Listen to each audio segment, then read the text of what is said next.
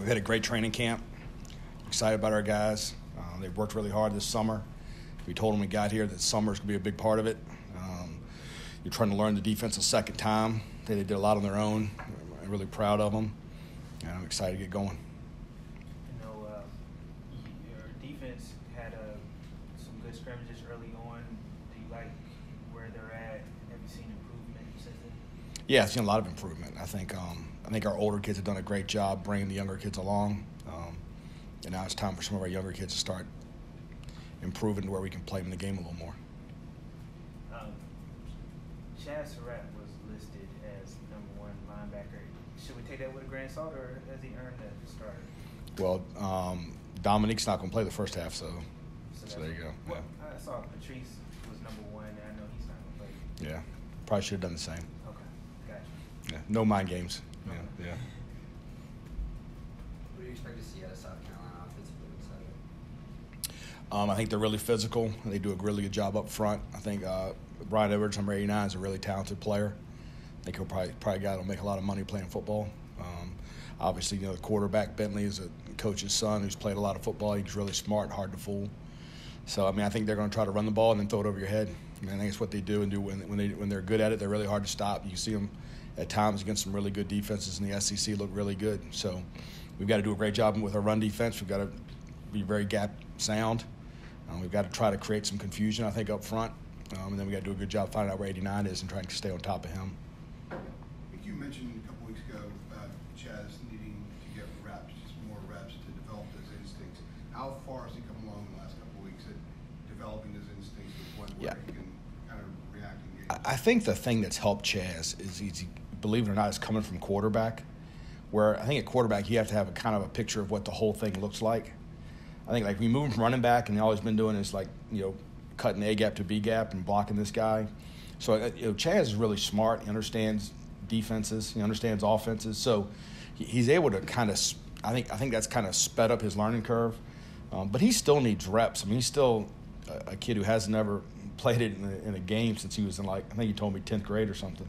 So it's still going to be some learning curve. But he's a really, really special athlete, and I think he's a physical kid. I'm really excited to see him play. He's going to be a good player for us. Can you put it in perspective for us how far he's come since you got here, and he's kind of making that transition to the point now where he's going to be on the field against South Carolina playing linebacker? He's come a long way. I'd say when I got here, I don't want to say he was crawling. He was probably like a toddler, like a 18-month-old, kind of using the couch to walk around. But now I think I feel really confident he's going to play really well. That's not a concern of mine. It's Chaz Surratt. Jay, the last time we talked, you seemed pleased with how the depth up front was coming in terms of behind Aaron and Jason. Have they continued to make those strides since middle camp? Yeah, I think that was probably our biggest concern coming in. And Jalil's done a really good job. He's 318 pounds, and he's hard to move. I think Ray's been really good. I think as he's become more comfortable with the players and the defense and everything, he's improved. Zach Gill's improved. And then I think, we got a couple of young kids. I think Tamari Fox, Tamon's little brother, is going to be a really good player. So I think that's become less of a concern. Obviously, Aaron and Jason are both, I think, pretty elite players. So we need them to play as much as they can. But we feel better about being able to rest them now when we need to. Has Ray's progress, has that allowed you maybe to move Tamon to that outside linebacker more than maybe initially? Yeah, I think it just depends on who we're playing. Tamon's going to play a lot of spots. I think Tamon's a really good player. How much have you stressed forcing turnovers this training? Yeah, I think that's the deal. Anymore, I think in college football, that's the deal, right? Is you want to try to create negative plays and create turnovers and win third downs, because offenses, they go so fast, they run so many plays, they get the ball out in space so much that they're going to make a play or two. If you can limit explosive plays and then win on third down and cause turnovers and create negative plays to get them off par, that's the key, I think. So, yeah, we talk about turnovers all the time. What has it been like? This is your first time at Power 5. What has it been like working with athletes? You got NFL guys, potentially like Strobridge, Dorn, Renee, Crawford. What's that? They're just taller. It's the same. I mean, is there no athletic thing that stands out? Like, you work this guy that's not good at places like Margaret Elon? Yeah, I mean, I get asked that question a lot. I think it's still the same X's and O's. You with me? They're just a little bit bigger. I think the D line's a little bit different because the space they take up is different. Than they can kind of suck up two gaps sometimes a little more, but I think it's the same. I appreciate the question though. Yeah. Well thought. Mm-hmm. How much of a mindset have you had to work on with the defense? I mean, the last few years, there's been some rough days out there.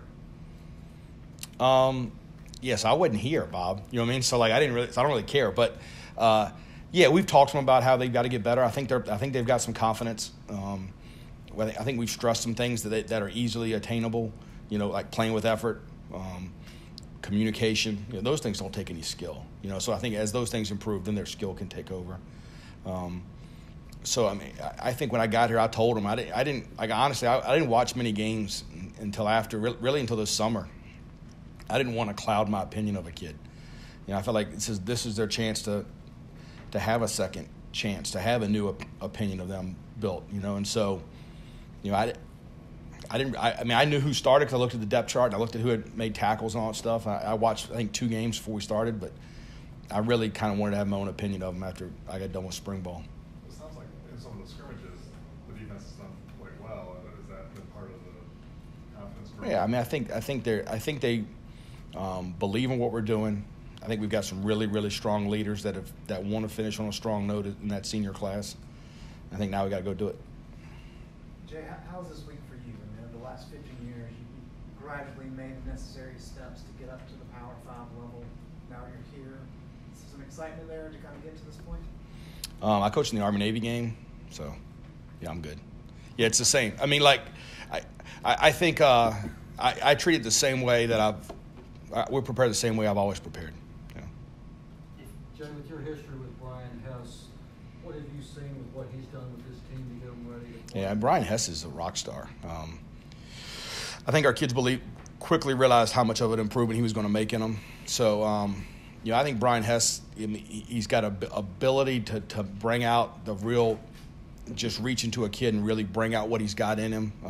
And then I think he does a great job with injury prevention. I mean, they do some things that are a little bit different, and I think our kids are starting to feel healthier and feel that they're more agile. And I think you're going to see it on the field. But you know, as far as a culture builder and team chemistry builder, I think Brian Hess is as good as it gets. If Cam Kelly were to be approved by the NCAA, what would he bring to your defense? Nah. You look like you want to say something too. So. Yeah, I mean, I don't know. It's kind of like I'm trying to say this the proper way. Like I try not to worry about things that might happen.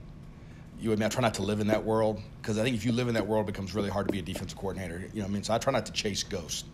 So if and when they tell me Cam Kelly's eligible, then we'll put him in where we think is the best for him. He's been working at corner. I think Cam Kelly's a good player. I hope he gets eligible. That would pep me up. But until that point, we're handling it like we don't think he's going to be eligible. Coach, All right. Coach Brown talked about how just the entire staff was kind of involved with kind of the quarterback stuff. Just kind of from your perspective, what did you see from the state kind of make this thing? At quarterback, I think Sam's just I think he's really talented. I think he's worked extremely hard. I mean, I think all our players have talked about the extra work he's put in. I feel like he's here all the time. I get here pretty early in the morning. I feel like half the time he's here.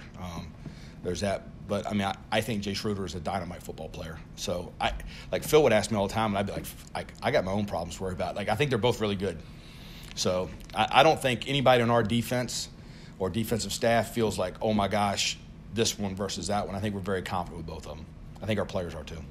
Jay, one of the biggest things that stood out to me at last week's open practice was how vocal Miles Wolford and Miles Dorn were in the secondary. They seemed like they were the kind of the main guys that were holding guys accountable and getting on guys when they weren't doing what they were supposed to. Can you just talk about how they've developed and how big they are in their leadership role in that defense?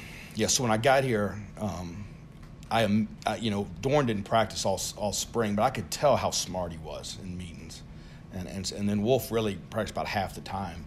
So when they first got out, Tommy Thigpen kept saying, just wait till they both get out there, wait till they both get out here.